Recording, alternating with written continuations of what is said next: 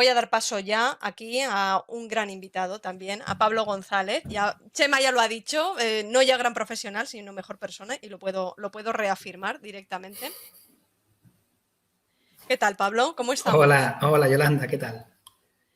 Muy bien, pues aquí de Sara en Sara, con eso nos vamos encontrando, ¿no? Otra vez y ese tipo de cosas. Sí, por suerte sí, Por nos vamos suerte sí, ya encontrando. que, ya que bueno, pues ha estado interrumpida la cosa y en no, los presenciales, pues en los online sí. Y yo súper agradecida de contar contigo porque se aprende un montonazo. Así es que en nombre de la organización, darte las gracias porque estés aquí con nosotros, ¿vale? O sea, bueno, pues Pablo González, ingeniero de informática, máster en seguridad y del departamento de ideas locas, que me encanta el nombre desde siempre cuando lo he conocido, porque además luego es quedarte con la boca abierta de los experimentos, las cosas que salen de ahí, ¿no? Todos los que cortito en personal ese departamento, pero todo lo que sale de ahí a mí me parece muy bien, ¿no? Una ocurrencia y además lo contáis muy bien.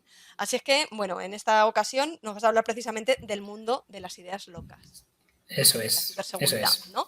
Vas a dejarlo por ahí coleando, ¿no? Eso es, voy a dejarlo claro, ¿no? Voy a mostrar lo que es el mundo de las ideas locas en la parte de ciberseguridad.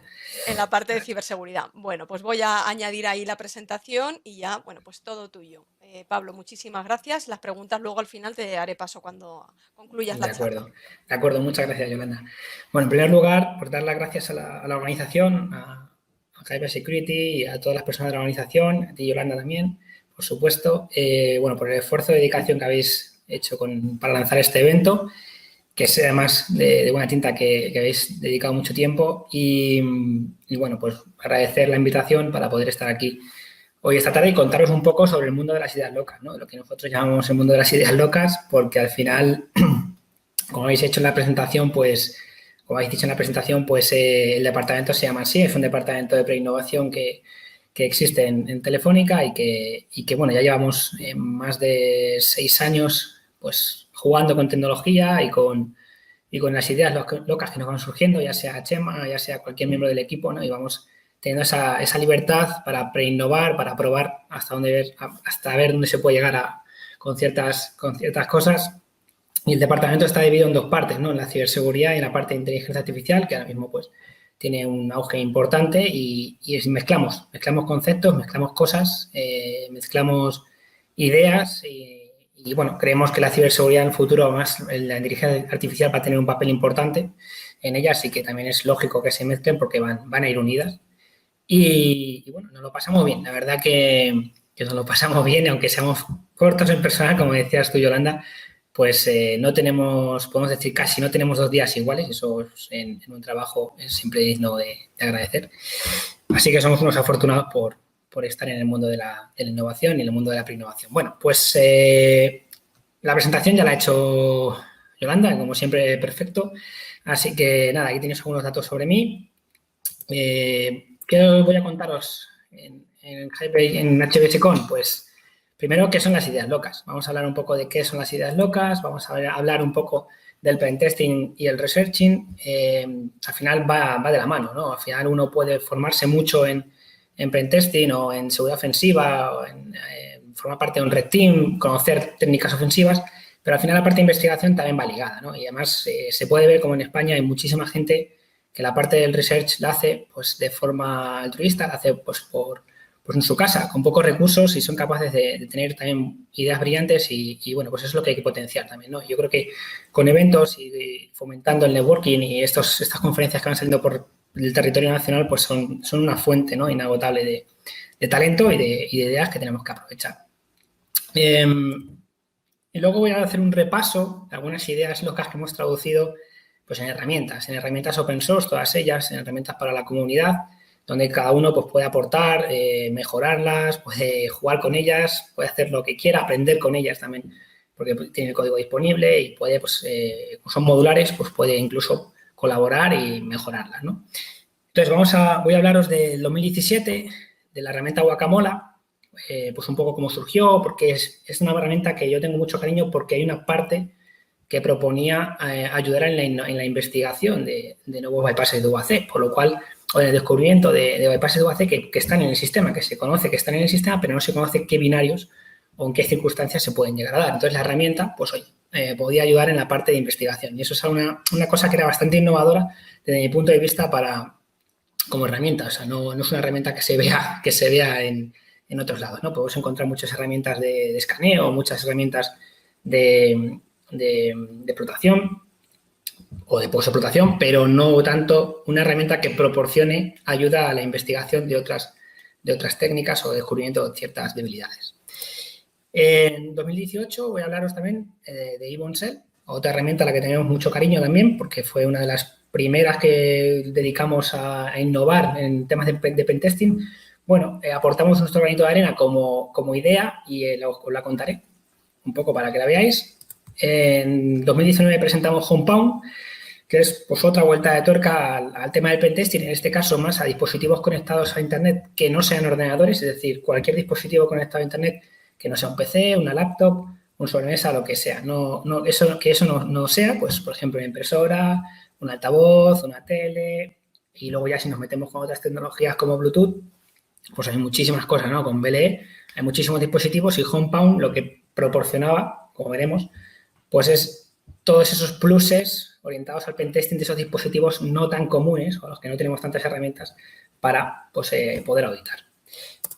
Y en 2020 publicamos ATT-Bound, esta es mucho más reciente y, bueno, pues también tiene un toque un poco, desde nuestro punto de vista, novedoso porque al final tratamos el mundo de la emulación de adversarios y no es una herramienta que se pueda ver mucho. Sí, a ver, al final vais a decir, bueno, pues esta Caldera, ¿no? Que es quizá la más, o Infection Monkey también, pero bueno, aportábamos también una visión sobre este tipo de herramientas en el año 2020 y, bueno, pues todas tienen además algo en común y es que tuvimos la suerte de pasar con ellas por una Black Hat y, bueno, pues estamos también muy orgullosos de haber estado en cada Black Hat. Y en 2021, pues hay algo nuevo, lo pilláis al vuelo. Bueno, pues para el que haya estado leyendo un poco El lado del mal recientemente, pues va a descubrir fácilmente lo que es. Es una nueva herramienta, de esa no vamos a hablar de momento porque no se ha presentado formalmente, se presentará en una Black Hat también, la Black Hat de Europa del mes de noviembre. Y bueno, pues ahí lo dejo.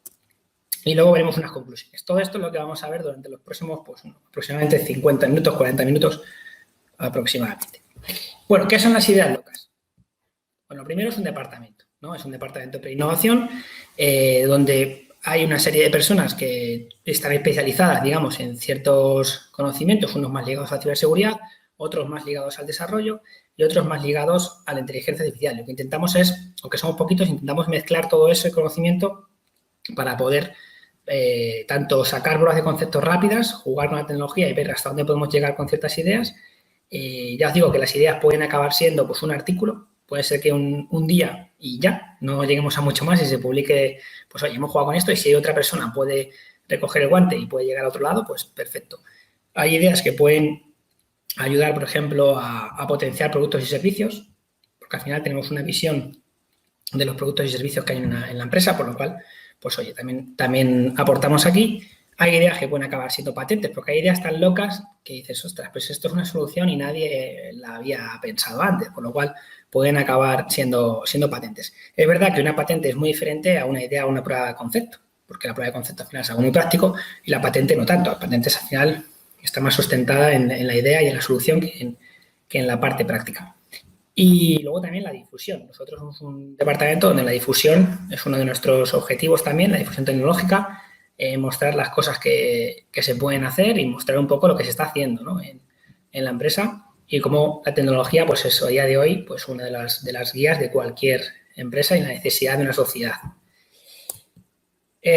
Bueno, pues lo he comentado, tecnología, vamos con la tecnología y con los EC, ¿no? Los EC, que siempre hemos dicho que vamos ligados al pentester, porque al final cuando uno se dedica a la parte ofensiva de seguridad, pues hace pentesting o hace otro tipo de pruebas, siempre está pensando, ¿y si pruebo esto? ¿Y si pruebo lo otro? Sobre todo cuando uno es más joven, se pregunta mucho, ¿no? ¿Y si pruebo esto? ¿Y si pruebo esto? Sobre todo cuando uno está aprendiendo, ¿no?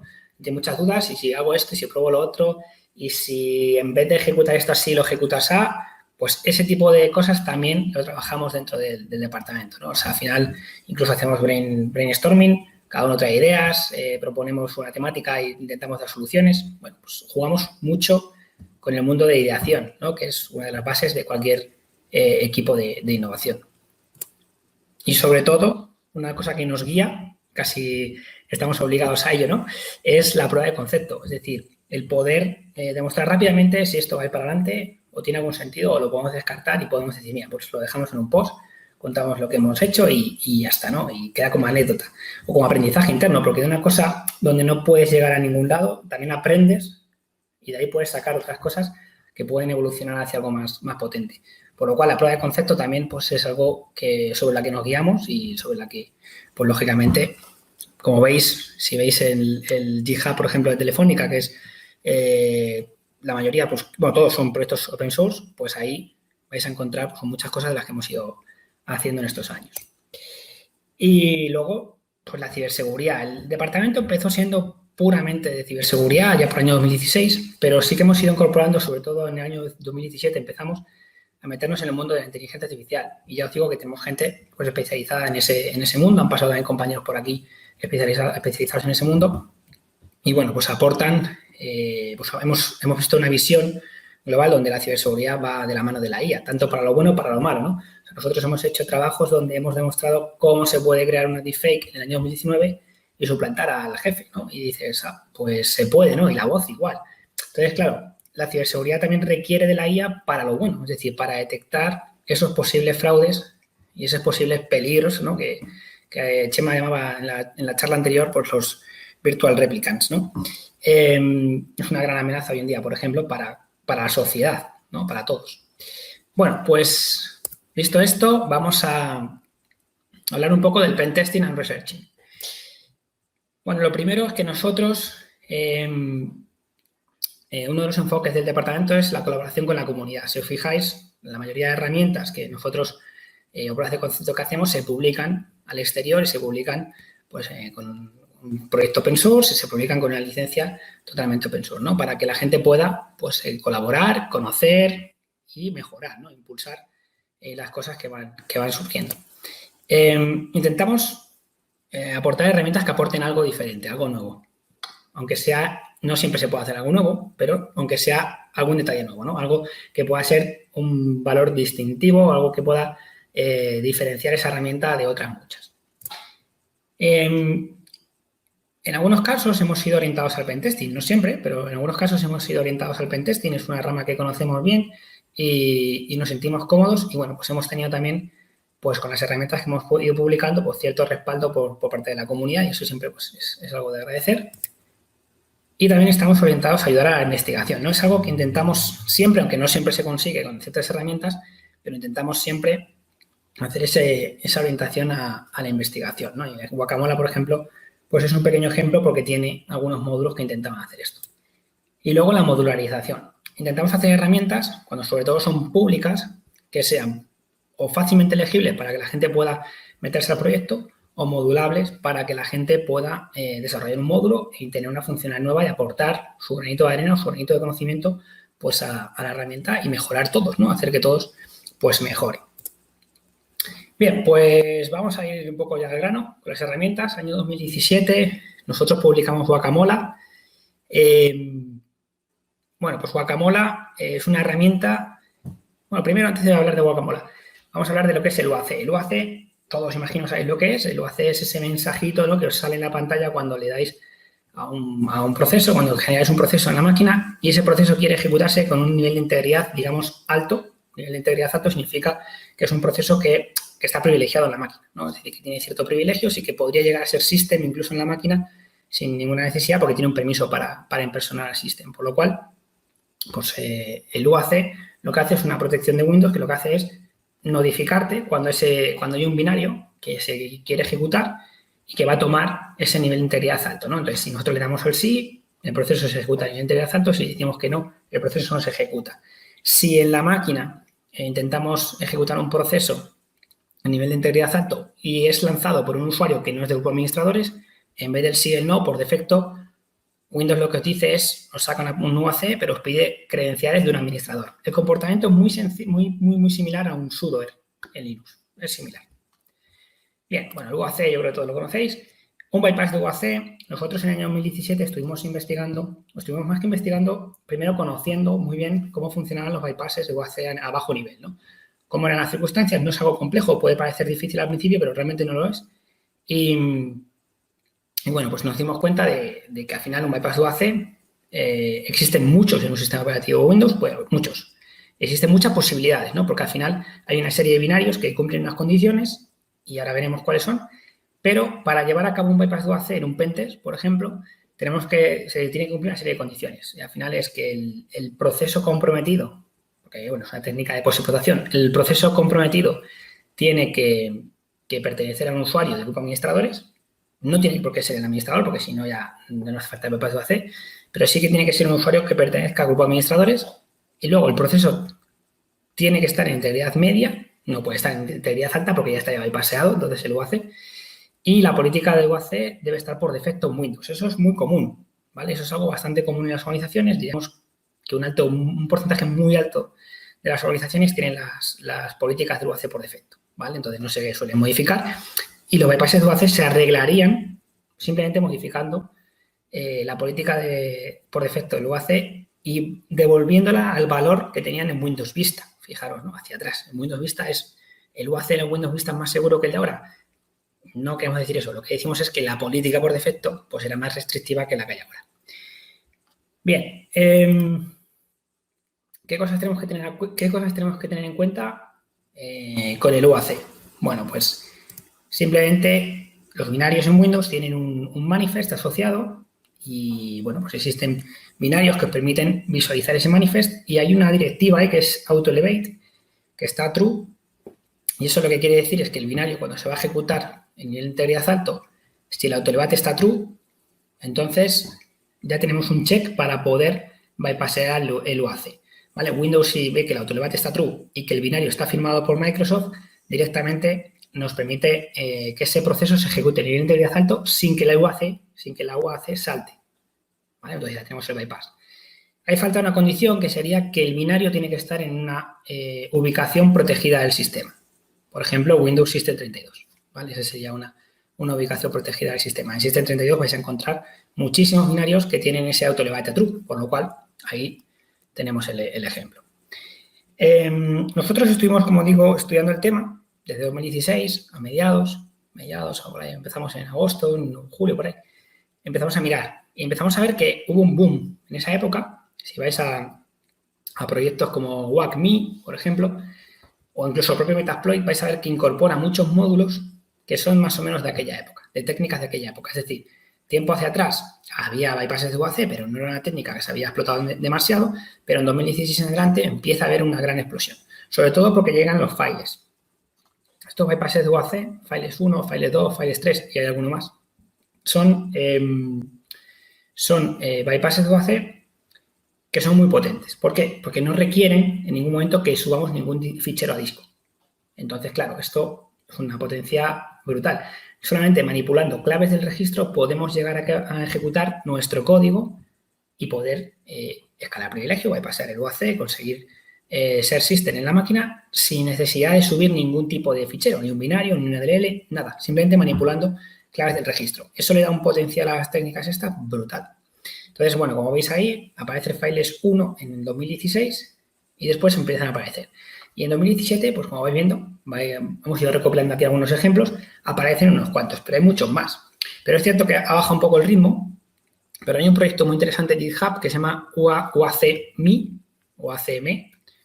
que recopila, pues, como 70 o así, ¿no? Los recopila, te muestra el código, te explica cómo, bueno, te enlaza con los sitios donde han cogido la información. Es un proyecto bastante completo. Bueno, ¿cuándo nace Guacamola? Pues Guacamola nace cuando empezamos a ver que, oye, pues esto de descubrir bypasses de UAC puede estar bien. Es verdad que Microsoft no lo considera una vulnerabilidad porque no lo es, porque al final el UAC funciona correctamente.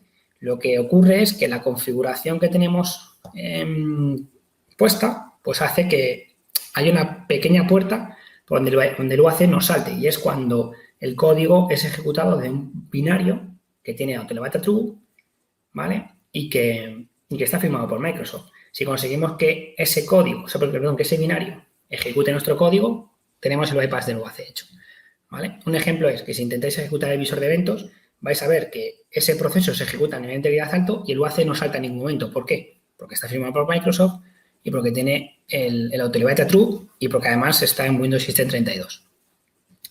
Entonces, pensamos en hacer una herramienta que proporcionase pues, investigación, que ayudase a una persona que quisiera descubrir pues un bypass de UAC en el sistema, ya sea un Windows 7, un Windows 8, un 8.1 o un Windows 10, en diferentes sistemas posibles, que descubriese pues, posibles bypasses, ¿no? Que luego los pudiera comprobar y dijera, pues eso está bien. Y eso le paga para un pentest, por ejemplo, ¿no? Tener descubierto pues, un posible bypass tuyo y que puede estar conocido por otra gente, pero no se consideran vulnerabilidades al final, ¿vale? Eso es importante. Luego pensamos también en la detección. En la parte de investigar, dar una herramienta que permita detectar bypasses de UAC. Y bueno, eso es medianamente sencillo, porque al final es, oye, si la política está por defecto es un check, y luego además que conoces o tienes una base de conocimiento de los bypasses de UAC que has estudiado, pues puedes hacer que la herramienta vaya detectando configuraciones o cosas que podrías quitar para que no hubiera bypasses. Luego, explotación. Pues hacer módulos que permitan ejemplificar más que explotar, porque la explotación aquí en local no tiene sentido. La explotación tiene sentido cuando utilizarás un Guacamole en remoto, pero para eso está Metasploit. Metasploit ya te lo hace, o Empire, u otras herramientas. La explotación era un poco más pensando en un módulo que te ejemplifica que realmente lo que estás haciendo funciona y que consigues un bypass de UAC, ¿vale? Y luego teníamos la mitigación. ¿Vale? La mitigación, pues, bueno, intentábamos también evitar que un bypass de UAC se llevara a cabo o que alguien estaba haciendo un bypass de UAC en tu máquina. Y esto era algo bastante chulo porque se hacía con elementos del sistema, ¿no? Con configuraciones de Windows y se podía uno debuguear ciertas cosas que evitaban o que detectabas que se estaba llevando a cabo un bypass de UAC. Era algo bastante chulo de la herramienta. Entonces, bueno, es una metodología IDEM que llamamos investigación, detección, explotación y mitigación. Y es un poco todo lo que hacía Guacamole. Guacamole tiene este aspecto. Ya sabéis, a los que me conocen, pues ya saben que a mí esto de la interfaz esta de comandos pues me mola mucho. Y sobre todo así con módulos, así muy rollo Metasploit, Empire y tal. Y bueno, pues hicimos una interfaz así similar, ¿vale? Con el bol de Guacamole ahí. Y bueno, pues en la parte de investigación, fijaros, los módulos de investigación eran módulos pues como el Autolibate Search, que buscaba, le dábamos un directorio y nos devolvía, por ejemplo, qué binarios tenían en Autolibate True, o por ejemplo, el Fileless Discovery, ¿no? Que esto automatizaba sobre todos los binarios que nosotros le decíamos, buscaba en las ramas del registro, lo monitorizaba con Procmon y buscaba en las ramas del registro todas las ocurrencias que sucedían y que lo que provocaban era pues, que pudiera haber un bypass de file, de tipo files, ¿vale? Entonces, automatizado. Eso tardaba, lo dejamos ahí, tardaba horas, ¿vale? Porque al final era un trabajo de lanzo un binario, lo monitorizo con Procmon, tengo que ver un montón de hives del registro para ver qué está sucediendo y, bueno, pues al final eran bastante horas de trabajo, ¿no? Yo recuerdo a mi compañero Santiago en aquel entonces que decía, pues es que se me rompe la máquina virtual de cuando la pruebo, ¿sabes? O sea, la pruebo y al final se me rompe por todos lados, pero al final sí obteníamos resultados y podíamos, bueno, vais a ver después los resultados que se podía obtener con la herramienta. Pero eran módulos, ya digo, muy, muy orientados al descubrimiento o ayuda a la investigación de nuevos bypasses. Y el DLL Discovery también se apoyaba en la técnica de DLL Hijacking para hacer lo mismo, ¿vale? Porque, bueno, os cuento, antes de pasar, os cuento que en el bypass de UAC las técnicas más utilizadas son las del Fileless, la de manipulación del registro, y principalmente la de DLL hijacking. Es decir, el secuestro de DLL es la que más bypasses hace, yo creo que vais a encontrar por ahí. Y bueno, tenemos una serie de resultados. Bueno, os lo voy a contar después. Esto lo pasamos. Voy a poner un ejemplo. ¿Vale? Aquí, bueno, pues tenemos bueno, lanzamos un Metasploit. Y lo que estábamos haciendo aquí en el Metasploit, bueno, dejamos el Metasploit lanzado y aquí cargábamos un módulo que era el del visor de eventos, ¿vale? Un módulo de tipo ataque, de tipo explotación, que era un Fileless de visor de eventos. Fijaros que el aspecto de la interfaz era todo muy Metasploit, como veis. ¿Vale? Mostramos los comandos, configuramos los comandos. Aquí la instrucción que queríamos que se ejecutase cuando tuviera éxito el bypass. ¿Vale? Y ahí, bueno, lo que va a hacer esta instrucción es crear en C, en la rama C, crear un fichero llamado pwnet.txt, ¿vale? Pero ¿qué más se puede hacer? Lógicamente eso es un ejemplo. ¿Qué más se puede hacer? Pues desde desde poder ejecutar una PowerShell con un interpreter inverso, conectarlo a un command and control, por ejemplo, ¿vale? Entonces, se podía hacer bastantes cosas. Vale, funcionaba el módulo, como veis ahí, el PowNet, el Mola, vale. Bien, lanzamos el Metasploit y ahora cambiamos la instrucción, ¿vale? Lo que estamos haciendo es Metasploit, estábamos configurando un handler que va a recibir la conexión de lo que se acabó justo de decir. Fijaros que cambiamos la instrucción del file es visor de eventos y lo que poníamos es que, bueno, poníamos una instrucción muy larga y lo que poníamos es que vamos a ejecutar una PowerShell, es decir, cuando el bypass lo hace funcione, vamos a lanzar una PowerShell y esa PowerShell va a conectarse contra el panel, contra el servicio que ha levantado Metasploit, va a descargarse el código en memoria, el código PowerShell, y lo va a ejecutar y ese código es un interpreter que devuelve el control remoto a la máquina. Pero fijaros que estamos en local, no tiene sentido. O sea, esto el bypass lo hace, hay que hacerlo a través de una shell inversa y tal. Pero bueno, lo estamos probando. Y fijaros cómo ahí, ¿vale? Primero tomamos una sesión, ¿vale? Pues la técnica de explotación, la que sea. Tenemos una sesión y tenemos privilegios en la máquina. ¿Vale? Eso lo hemos obtenido gracias en este punto, ¿vale? Gracias a esta instrucción y este run que hemos hecho. Ahí se ha hecho bypass, estamos con el delivery preparado y cuando hemos obtenido la petición le hemos dado el código Metasploit, se ha ejecutado y todo en memoria. Claro, el potencial de los files, ¿vale? El potencial de los files. Bueno, pues continuamos. ¿Resultados de Guacamole de la investigación? Pues conseguimos ver cosas curiosas. Por ejemplo, no siempre todas las versiones de Windows tienen los mismos binarios con autolevate. Eso es una primera conclusión interesante. En Windows 7, por ejemplo, fijaros que encontramos 56 en System 32, pero en Windows 8.1 había 60 y en Windows 10 60. Y fijaros qué curioso que para los files encontramos diferente número, ¿vale? 443. Sin embargo, para el DLL hijacking, sobre el mismo número de binarios encontramos 12, 15, 13. ¿Por qué? Porque hay binarios que se retiran de una versión a otra y hay nuevos binarios que aparecen y aparecen con las condiciones potenciales para el bypass de UAC. Vale, pues esto fue un trabajo que hicimos, el paper está ahí, está en GitHub, podéis echar un ojo. Bueno, es un trabajo al que yo le tengo mucho cariño, el que hicimos y bueno, es una herramienta curiosa, ¿vale? Orientada más a la investigación que, por supuesto, a la explotación, porque la explotación, como os he dicho, pues, tenemos Metasploit. Tuvimos la suerte de defenderla en Black Hat Europa 2017 y bueno, pues toda una experiencia porque fue la primera vez que estuvimos allí. Bien, en 2018 publicamos Ibonsel, ¿vale? Y entonces aquí lo que dimos es una vuelta un poco al concepto de tengo un conjunto de herramientas en mi ordenador para hacer pentesting, pero si me dan un ordenador plataformado no tengo ciertas herramientas, tengo que, o quizá tenga muchas protecciones que evadir para poder ejecutar ciertas herramientas. Pero en muchos casos nos dan una PowerShell, ¿no? Entonces, un trabajo previo al 2018, en 2015, era el de dame PowerShell y gobernaré o moveré el mundo. Porque al final, con PowerShell teníamos mucho más que una shell. Teníamos un montón de herramientas a nuestro alcance desde la propia PowerShell. Entonces, este trabajo lo que proponía era montar una shell de pentesting dinámico. Es decir, tú coges un ordenador, te vas al GitHub de Ibonsel, copias una línea, abres una PowerShell, lo pegas y automáticamente se descarga un prompt descargado desde GitHub. Fijaros en el dibujo, PowerShell hace un get a GitHub, respuesta, y lo tenemos en memoria RAM. Entonces, esto es lo que llamamos el modo everywhere, ¿vale? En cualquier lugar. Te puedes coger un ordenador, irte luego a otro y hacer lo mismo y tenías otra vez todo el conjunto de funciones de pentesting que pudiera darte Ibonsel en ese momento, pues lo tenías ahí disponible. Después utilizamos el modo Silently, pero lo contaré después, ¿vale? Que veremos ahora después. Entonces, la idea era esta. Tenemos un GitHub y el GitHub es el que hace de repositorio, es el que hace de disco duro, por así decirlo, y lo que realmente nosotros descargamos la primera vez es una consola, que son 300 líneas, y con esas 300 líneas nosotros tenemos acceso al prompt. Y a partir de ahí empiezas a poder descargar funciones, tienes acceso a funciones que están en GitHub y que las puedes descargar directamente de memoria, de la PowerShell, y poder ir ejecutándolas.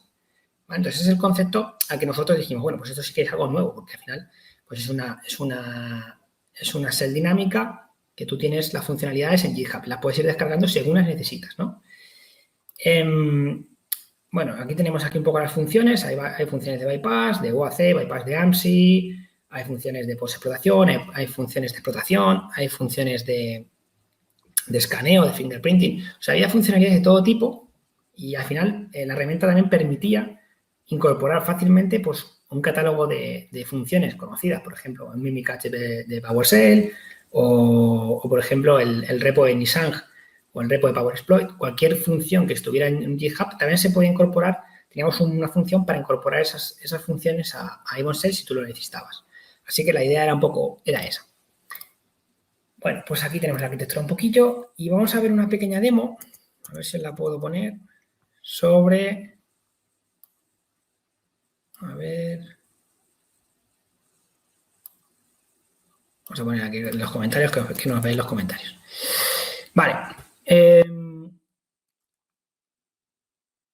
a ver, vamos a ver, un segundo aquí, vamos a meternos aquí, este es el repo de Ibonshell. Y aquí tenéis la línea. Entonces, como os he dicho, simplemente tenemos que copiar esto, pegarlo aquí. Vamos a ampliar un poquito para que se vea mejor esto.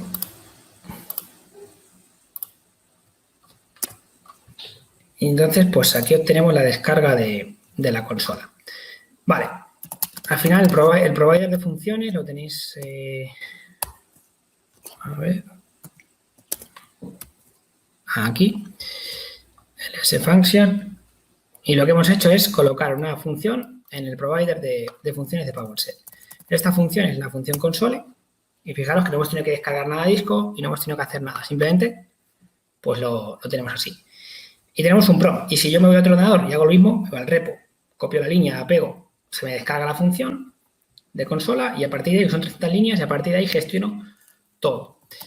Funciones que tenemos cargadas en memoria. Ahora mismo se han autocargado 6. ¿Vale? Todas cogidas de GitHub. Pero ¿cuántas tenemos disponibles? Son commands. Pues tenemos unas cuantas más, ¿vale? Y esto se puede ir incrementando de manera sencilla. Entonces, por ejemplo, vamos a descargarnos una. A ver. Simplemente copiamos el nombre, la ruta en el GitHub, la pegamos y aquí tendríamos disponible la función, ¿vale? Función users. Ya le quitamos el post. Luego hay una, creo que es help, que también la podemos descargar. Y help lo único que nos daba pues es, le decíamos ayuda sobre la función, la que sea. ¿Vale? Y nos da la sintaxis y todo eso. ¿Vale? Bueno, como veis, esta era la dinámica de la herramienta. No tenemos mucho tiempo para más, pero bueno, esta era la dinámica. Entonces, luego hicimos en modo sigiloso, porque nos dimos cuenta de que al final, oye, esa consola tenía, pues, podía comportarse no solamente para hacer pentesting en local, sino que podía comportarse como un agente, ¿no? Un agente de PowerShell. Oye, pues entonces lo que hicimos al final es meterle un switch, meterle ahí un parámetro que si lanzabas la consola con ese switch, pues lo que hacía, en vez de devolverte un prompt, lo que hacía era conectarse contra un command and control. Conectarse contra un command and control que apuntábamos nosotros desde la línea de código de la PowerShell y nos conectábamos a un command and control que hicimos en Python. Eso sí está hecho en Python, ¿vale?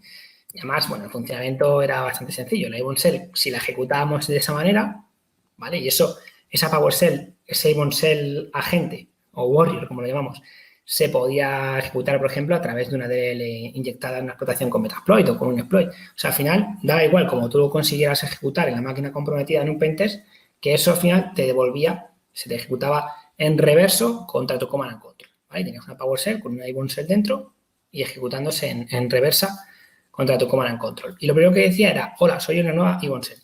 El command and control lo que hacía es registrar la IP y luego lo que hacía la Ibonshell es, ¿tienes algo para mí? Dame funciones o instrucciones que ejecutar. Si nosotros le enviábamos funciones e instrucciones, pues las ejecutaba y nos daba resultados. Era algo bastante sencillo.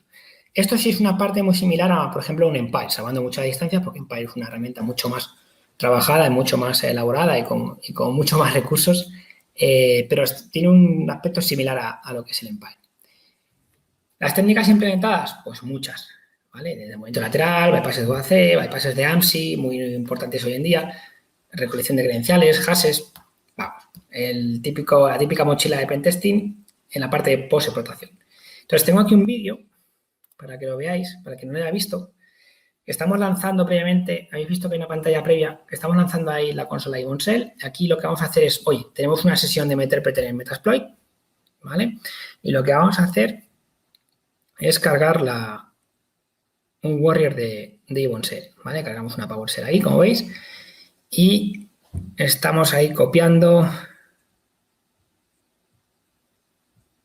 O vamos a ejecutar esa ruta. Bueno, lanzamos la Iboncell, ponemos un listener, que es una especie de handler, como el handler de Metasploit. Ponemos un listener de la escucha en una IP y un puerto 8080, ahí está la escucha, y lo que haremos aquí es invocar a nuestra agente de Iboncell, que lo ejecutaremos en la máquina Windows, a través de este interpreter, ¿vale? Simplemente poniéndole el código PowerShell, -c, el IEX, tal. Esto le pasa un poquito más rápido, porque si no... ¿Vale? Bueno, ahí nos está diciendo que nos estamos mostrando que en el Windows pues se está ejecutando en la PowerShell con nivel de integridad, que creo que era nivel de integridad medio. Sí, nivel de integridad medio. Y aquí... A ver, sí, creo que la primera le falla y a la segunda creo que la vencida.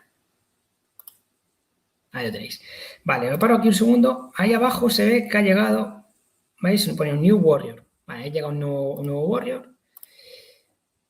¿Vale? Entonces, bueno, pues la herramienta, pues lo que es modular totalmente, tiene módulos, cargamos módulos y ejecutamos acciones. Por ejemplo, aquí lo que estamos haciendo es vale, tenemos el control remoto de una máquina Windows con nuestra Iboncell y lo que estamos haciendo es, pues, ponerle, bueno, no se ve muy bien porque está la barra, pero utilizar módulos para hacer bypasses de lo que sea, de UAC, de AMSI, recolección de credenciales, movimiento lateral, todo lo que es post-explotación, pero todo desde PowerShell, que es una cosa donde era una ventaja muy competitiva antes, porque los antivirus con PowerShell estaban muy perdidos hasta que llegó AMSI y todavía, pues, bueno, hay ventajas aunque esté AMSI. Vale, pues nada, esto lo podemos pasar, es un poco para que lo vierais. Y nada, luego después, pues Iboncell, también tuvimos la suerte de llevarla a Black Hat y estuvo allí siendo presentada y todo eso, ¿no? Pues un grato recuerdo de aquello.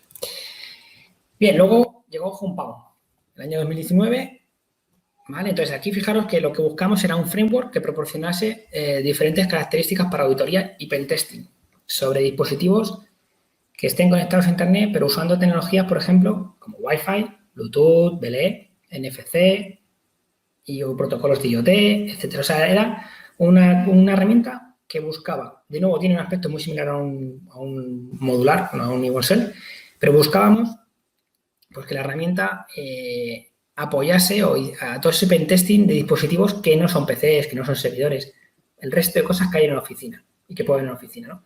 Pues eso es lo que buscaba la herramienta. Como veis, de nuevo, el estilo es modular, o sea, lo hemos ido repitiendo durante mucho tiempo. Es una forma cómoda también de trabajar, así que...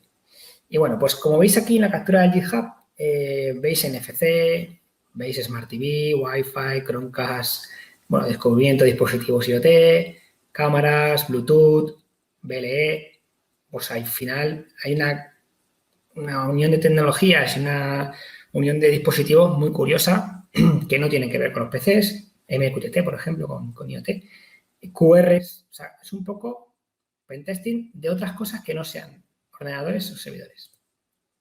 Y aquí os he dejado un vídeo también. Esto lo vamos a pasar muy rápido. Esto es bueno, primero, fijaros el módulo descubrimiento BLE. Lo que hace este módulo es descubrir, con esta herramienta, descubrir dispositivos Bluetooth Low Energy que hay alrededor, que hoy en día pues tenemos muchísimos, que si un smartwatch, que si el móvil, que si un altavoz, que si un llavero Bluetooth, o sea, al final hay un montón de dispositivos. Bueno, aquí estamos configurando el módulo, esto le va a pasar un poco, vais a ver que salen dispositivos, a ver. ¿Veis? Lo escaneamos, está con la herramienta, lógicamente tenemos que tener un dongle BLE. Y aquí lo que estamos haciendo es una prueba con una plaquita, una microbit, que emulaba ser un candado electrónico. ¿Vale? Veis que tenía el dibujito aquí del candado. A ver si lo ve. Ahí, doy el OK. Vale. Entonces, bueno, el candado. ¿Vale? Entonces, cogemos y ahora estamos utilizando otro módulo que es el de leer las características. Leer las características de un dispositivo BLE, un dispositivo con BLE. ¿Vale? Porque hay características que hay de lectura, hay otras que son de escritura, otras que son de notificación. Bueno, ahí tienen diferentes funciones, ¿no? Pero bueno, lo que hacíamos es leer las características. Nosotros, previo trabajo que habíamos hecho, sabíamos que había una característica que le podíamos escribir y que cuando le escribíamos un número, eso se puede hacer con otros módulos de sniffing, por ejemplo, de BLE, para volcarlo a un pcap, de escuchar en el aire lo que hay, y justo cuando te mandan esa señal, leerla y bueno, meterla en un pcap y luego poder analizarla, pues podíamos descubrir con qué código se activaba, se abría ese candado, ¿no? Entonces, eso ya lo teníamos y lo que estamos aquí mostrando simplemente es, oye, leo la característica, ahora leo las características de este dispositivo, vais a ver que salen unas cuantas, las de dispara aquí, pero veis que hay unas que ponen write, otras que ponen read, bueno, pues tienen diferentes permisos. Nos quedamos con una, eso también es un trabajo previo de investigación en ese sniffing que se puede hacer y luego utilizamos un módulo de escritura que hay, en la herramienta para poder indicarle a qué dispositivo, a qué características y qué datos queremos enviarle. Y claro, cuando enviamos la palabra adecuada, vais a ver, esa es la palabra adecuada en datos, lo que iba a ocurrir es que se enviaba y el candado se abría. ¿Vale? Se codificaba, ahí estaba cerrado, cuando lo ejecutábamos el run, pues nos salía el unlock de la microbit y el candado se abría. ¿Por qué? Porque habíamos enviado una característica concreta, el valor que le esperaba, previo trabajo de ingeniería inversa, claro, o de sniffing primero y luego de analizar lo que se ha enviado. Bien, la herramienta estuvo guay y fue presentada también en una Black Hat. Y bueno, la tenéis ahí en GitHub, tiene muchísimas cosas, o sea, contarlo ahora es una locura porque tiene muchísimas cosas y bueno, pues podéis echarle un ojo. Y luego en 2020 tenemos ATTPound, es una herramienta, bueno, ciertamente novedosa, aunque es verdad que Caldera pues está ahí y hay herramientas que hacen cosas similares, pero ATTPound lo que intentaba hacer o proponía era utilizar la herramienta, la matriz de Mitre, ATTCK, que sabéis que es una matriz pues donde tenemos tácticas y técnicas que se utilizan o que se han utilizado a lo largo de los años para llevar a cabo pues, ataques contra organizaciones, sociedad, etcétera. Entonces, las grandes amenazas, pues, por ejemplo, un WannaCry, un NotPetya, etcétera, pues al final se pueden sintetizar, se pueden sacar la esencia de ese ataque o de ese malware y sacar primero las tácticas y luego las técnicas que han utilizado y se puede pues, hacer como un dibujito de lo que, o mejor dicho, como una receta de lo que hace y cómo lo hace esa amenaza, ¿vale? Entonces, la matriz de Mitre lo que hace es, lo que nos propone es una matriz de conocimiento donde incluimos todo ello. Entonces, tenemos tácticas, técnicas y procedimientos. Entonces, lo que propone la herramienta es, vale, pues vamos a generar una herramienta que nos permita hacer emulación de adversarios. Para ello, tendremos un panel de control donde desde ahí vamos a lanzar tanto amenazas conocidas sacando su esencia, es decir, diciéndote, oye, vamos a utilizar, por ejemplo, para un WannaCry, la técnica X, la técnica Y, la técnica Z, para que tú puedas emular cómo sería el comportamiento de una amenaza de manera controlada en una organización con un conjunto delimitado de máquinas, cómo se comportaría esa amenaza para ver si tus sistemas de control y tu equipo de defensa es capaz de detectar y poder, bueno, mitigar la amenaza en un tiempo correcto, ¿no? Entonces, para eso nació ATTPound. Es una emulación de adversarios. Es un proyecto colaborativo. Nos gusta mucho decirlo, pero es así, ¿vale? Porque al final el proyecto no puede crecer solamente con nosotros, necesitamos que la gente también colabore. Es un proyecto colaborativo y al final pues, tenemos el código ahí, tenemos la capacidad de generar técnicas, implementación de las técnicas de manera sencilla, por lo cual lo podéis hacer. Y bueno, tenemos además la capacidad de, mediante un formato JSON, de hacer exportación e importación de las implementaciones que vosotros hayáis hecho en TTPaun para que lo podáis compartir con otros. Eso es importante, porque al final el conocimiento tiene que fluir. Entonces, oye, yo puedo generar una serie de implementaciones para TTPaun en formato de técnica y exportarlo en JSON y dárselo a mi amigo, por ejemplo, para que lo pruebe. Y luego decir que todas las técnicas son dinámicas. De momento, todo se ejecutaba con PowerShell por detrás. ¿Vale? Es decir, no el panel, los gente del panel de control no, eso está hecho en Flask, en Python, pero sí lo que es el agente de PowerShell, que era una cosa, una especie de, no es un Ibonshell, pero algo, un híbrido. Y entonces, al final, vamos a ver cómo funciona. Bueno, aquí la arquitectura un poco TTPaun, es una arquitectura, bueno, grande, pero no es compleja. Y luego el flujo es muy sencillo, vais a entender la herramienta muy clara. Nosotros lo que conseguimos, lo primero que hacemos es desplegar un agente en una máquina o en N máquinas, ¿no? Entonces, esos agentes van a conectarse contra un panel de control que manejamos nosotros para emular el ejercicio, para hacer el ejercicio de emulación de adversarios. Esos agentes lo que hacen es un high y se identifican, mandan la información del sistema operativo que han recopilado, nosotros la almacenamos y luego le damos el OK, ¿vale? Esto es la etapa de conexión. Luego tenemos la... Ahí va. Pues muy bien. A ver un segundo. Esta etapa, esta RP. Bueno, os lo cuento. No salió aquí. Os lo cuento. Después, ¿qué ocurría? Pues después lo que hacía el agente es pedirle al panel de control, le decíamos, oye, ¿tienes algún plan para mí? Porque aquí no vamos a ejecutar funciones sueltas. Aquí lo que vamos a hacer es un plan de amenaza. Entonces, tenemos un plan de amenaza de emulación que puede estar constituido por N técnicas a realizar, ¿no? Entonces, el agente le decía, ¿tienes algún plan para mí? Y cuando nosotros creamos un plan para él, es cuando empezamos a descargar, desde el agente empezamos a descargar las técnicas, a ejecutar, ¿vale?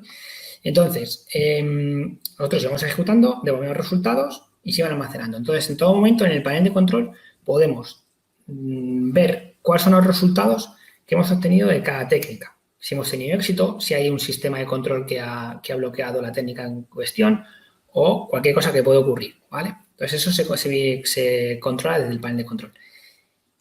Comentaros que hay una cosa muy importante y es que las técnicas no son aisladas, porque si no sería un mecanismo tonto. ATTPaun era inteligente, más o menos inteligente. Es decir, ATTPaun era capaz de, si yo, por ejemplo, creo un plan de amenaza que sea, oye, cuando se ejecute este código, tiene que escanear máquinas para ver qué IPs hay alrededor y sistemas operativos. Tiene que lanzar una escala de privilegios sobre la máquina en la que estoy. Tiene que, una vez que consiga la escala de privilegios, tiene que recopilar credenciales de la máquina. Y luego tiene que hacer un movimiento lateral. Fijaros cómo vamos encadenando. ¿El movimiento lateral a dónde? Pues en la primera técnica yo estoy recopilando IPs y sistemas operativos que hay en esa red. Por lo cual, en el movimiento lateral en la cuarta técnica necesitábamos IPs, usuarios y credenciales para poder hacer movimiento lateral. Claro, en la técnica 1 consigo IPs y en la técnica 3, que era la recolección de credenciales, consigo credenciales, si todo va bien. Entonces, el movimiento lateral se puede hacer porque he ido recopilando esa información. Había un almacén, el Data Store, donde ATTPaun iba devolviendo todo lo que íbamos aprendiendo en cada técnica. De forma que las técnicas que se ejecutaban después podían utilizar esos datos. Eso es darle inteligencia a la herramienta. No es solamente lanza esto de forma independiente. No, porque es una herramienta tonta. Es una herramienta que tiene inteligencia en el caso de que se va almacenando en un Data Store y podemos ir recopilando datos, pues como haría un pentester. Al final, estaremos emulando un poco cómo trabajaría un atacante o un pentester, ¿no? Pues sería así. Entonces, bueno, luego lo último, cuando el plan se acaba de ejecutar, el agente muere. Le dice, oye, yo he acabado mi tarea, bye, y le damos el OK y se acabó. Entonces, antes de pasar a conclusiones, vamos a lanzar el TTPaun, lo tenemos por aquí.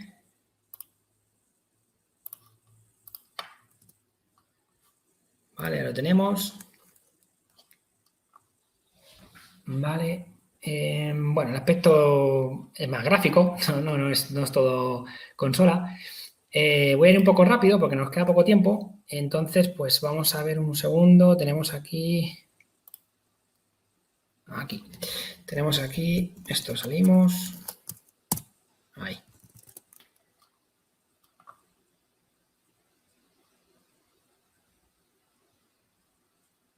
Vale. Y nos vamos a conectar.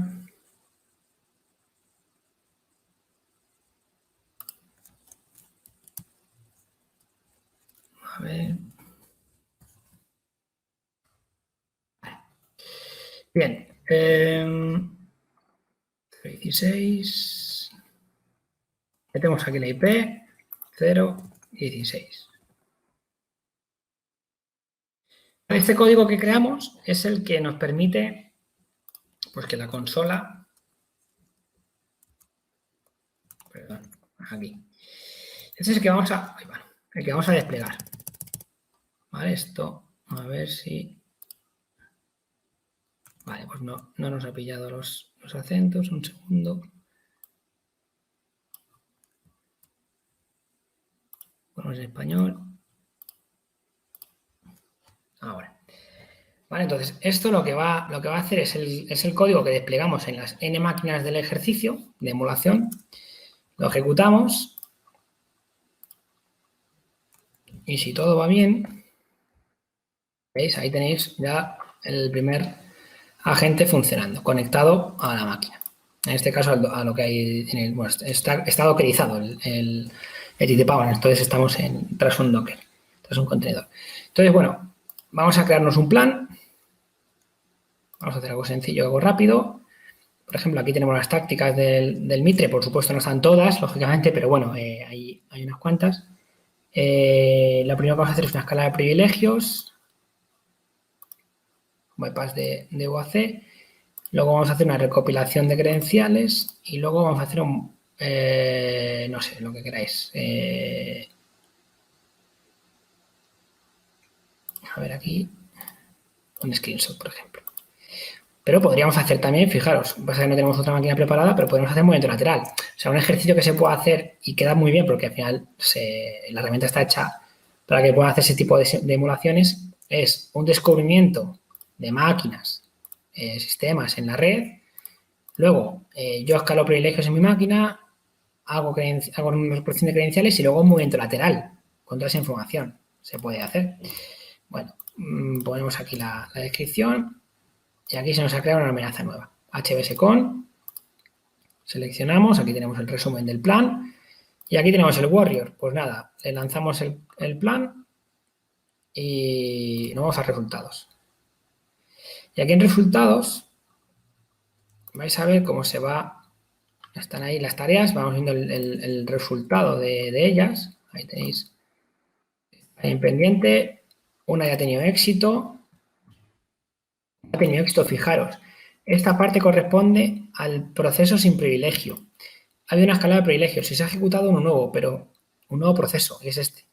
Pero fijaros cómo tiene el mismo código. Eso es importante también. Eso es, la herramienta es inteligente para saber, para poder seguir. Porque en una amenaza real, oye, pues tú empiezas teniendo un privilegio, luego escalas, ya tienes otro proceso, pero aquí pues lo estamos haciendo igual, exactamente igual, emulando. Vale, entonces aquí el resultado lo tenemos ya.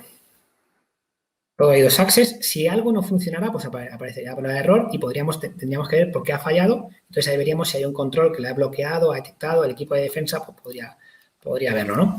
Y aquí está el famoso data store que os comentaba. Se va recopilando la información y se va metiendo aquí. Incluso se puede meter a mano. Pues si alguien quiere darle datos o ventaja al atacante en este caso, pues se puede meter a mano. Entonces, bueno, pues aquí está ATT-Pound. Las conclusiones, pues que la investigación es importante, ¿no? Y en nuestro campo muchísimo. Y yo sé que en España pues hay mucha gente joven y no tan joven, pues que le gusta mucho trastear, investigar y que no hace falta tener grandes recursos, a veces sí, pero otras veces no, para tener grandes ideas o buenas ideas. Siempre hay que pensar en qué podemos hacer. Intentar solucionar primero tus problemas y después los de los demás. Es decir, oye, si tú eres un pentester y tienes una serie de problemas en tu día a día, pues, oye, scriptea, pon soluciones y van saliendo cosas. Al final van saliendo cosas. Reutiliza el conocimiento. Eso es importante. Aprender de los demás también es importante, de lo que hacen los demás, porque también te pueden surgir pues, nuevas ideas que te puedan ayudar a hacer cosas a ti. Y luego la puesta en común del conocimiento, nosotros lo trabajamos mucho y creemos que es un valor fundamental para que las cosas vayan bien. Os dejo aquí los GitHub de cada herramienta. Tenéis aquí y nada.